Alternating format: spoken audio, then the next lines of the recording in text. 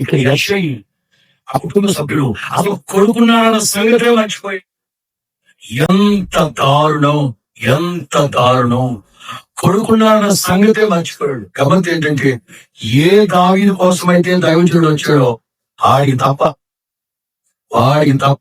ఊళ్ళో వాళ్ళందరూ చూసి దైవజనుడు అన్నాడు, నేను ఇంట్లో కూర్చుంటాను కానీ కొంచెం కాఫీ కాదు ఆయన పిలిపించేంత వరకు పచ్చి మనుషులు కూడా ఉంటుంది మీ ఇంట్లో. ఎవరు చేయడానికి అంటే వాడి సంగతి ఎందుకండి బాబా, ఇది చూడండి పెద్దోడు మామూలు కాదు. కుటుంబ సభ్యుల్లో ఏ ఒక్కళ్ళు లక్ష్య పెట్టట్లేదు దావీదు.